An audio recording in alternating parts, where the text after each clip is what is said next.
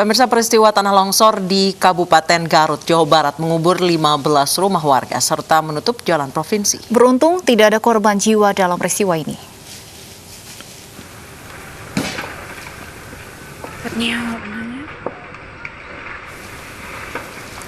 Inilah detik-detik peristiwa tanah longsor yang terjadi di Kampung Sawah Jeruk, Desa Sukamulya, Garut, Jawa Barat.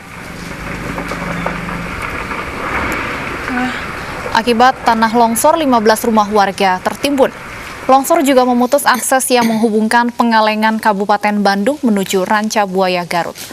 Beruntung tidak ada korban jiwa dalam peristiwa ini karena warga sempat menyelamatkan diri. Yang 15 sudah tertimbun. Ya, jadi ini dari sisi rumah, kemudian isinya juga. Kemudian dari sisi akses memang ini adalah jalan provinsi. Alhamdulillah tadi juga dari provinsi sudah mengirim doser, tapi karena tanahnya masih bergerak, ya sampai tadi juga masih bergerak, jadi tidak bisa doser tersebut belum bisa dioperasikan. Pemkot Surabaya masih mengevaluasi pelaksanaan sekolah tatap muka yang rencananya dimulai bulan Desember ini. Setelah dilakukan swab tes, sebanyak 36 siswa dari 17 sekolah positif COVID-19.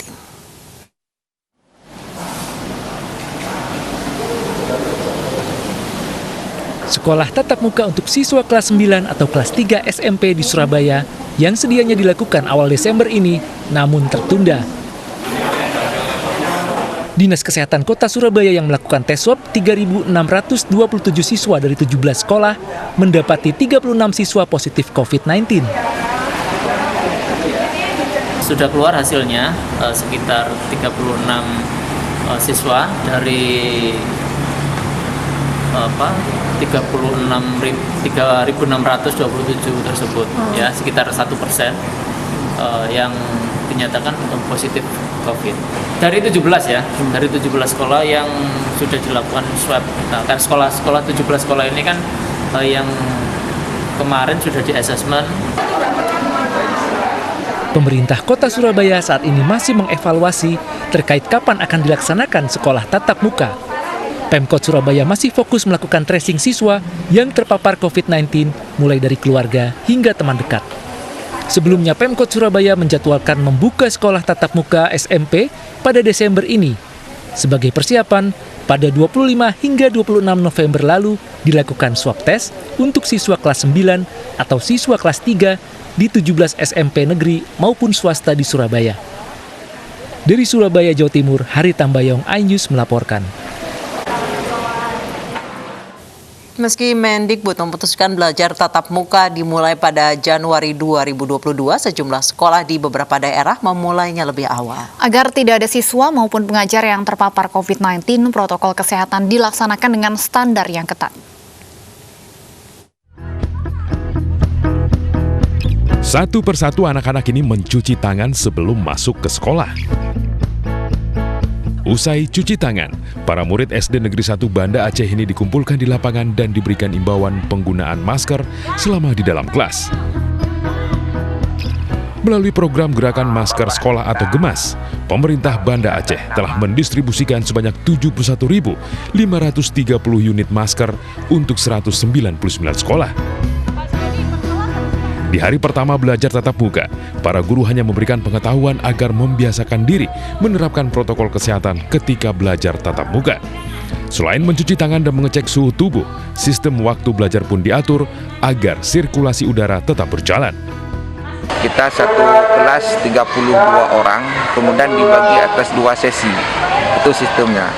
Membagi atas 2 sesi, yang dari nomor 1 sampai dengan nomor 16 itu masuknya jam 8 sampai dengan jam setengah 11. Kemudian jam 11 masuk pada sesi kedua, nomor urut 17 sampai dengan 32, itu setiap kelas.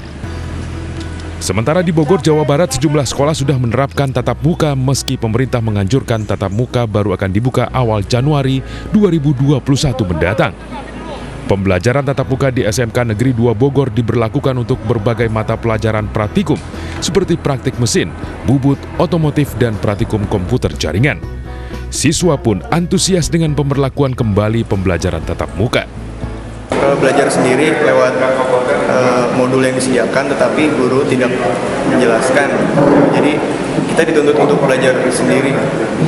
Lebih enak mana? Langsung seperti ini atau Lebih enak sih langsung seperti ini, Pak. Guna mengantisipasi paparan COVID-19, sekolah menerapkan protokol kesehatan secara ketat kepada siswa dan guru.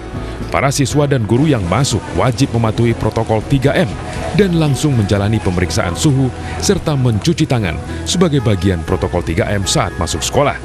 Selain itu, jarak antar siswa di dalam kelas dibatasi, masing-masing minimal 1,5 meter. Tim kontributor iNews melaporkan. Pemirsa, lonjakan kasus COVID-19 kembali terjadi. Hingga siang tadi terdapat 8.369 kasus baru di Indonesia.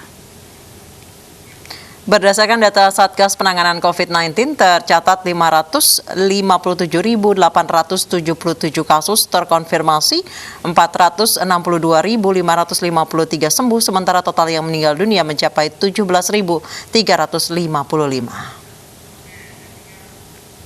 Pemirsa, pariwisata Bali kembali menggeliat di tengah pandemi COVID-19 dengan penerapan protokol kesehatan ketat saat berwisata. Berbagai langkah pun dilakukan, termasuk menggelar kembali Indonesia Corporate Travel and MICE atau ICTM 2020 yang berlokasi di Bali.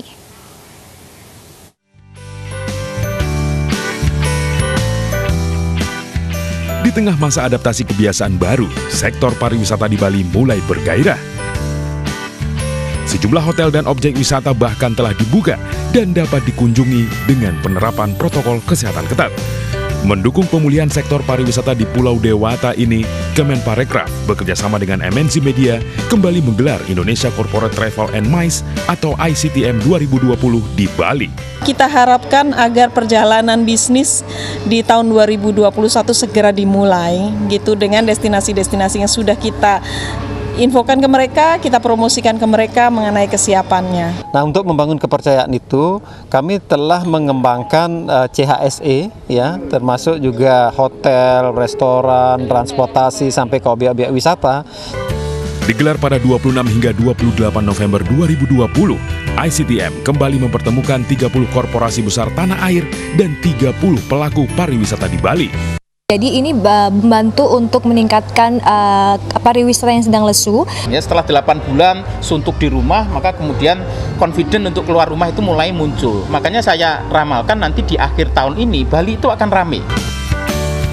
Tidak dapat dipungkiri, Bali telah menjadi magnet wisata domestik dan internasional untuk datang dan berkunjung ke Pulau Dewata.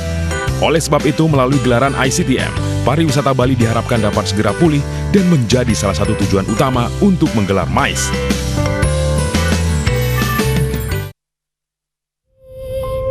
Ibu sedang susah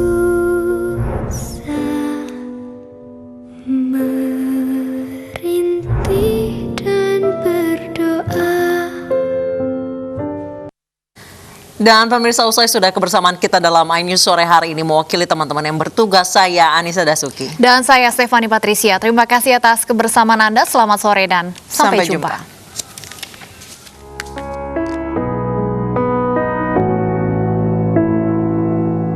Saatnya kita semua tuh renungi ini dan cobalah pastikan mengerti.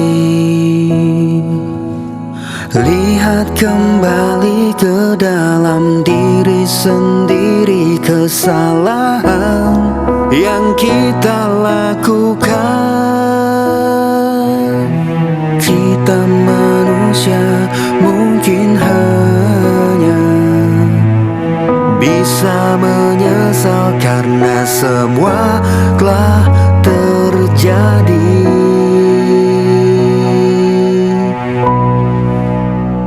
Dan cobalah mari kita semua saling menyayangi dan saling berbagi, dan bersama untuk hadapi bencana kelak sambut pagi dan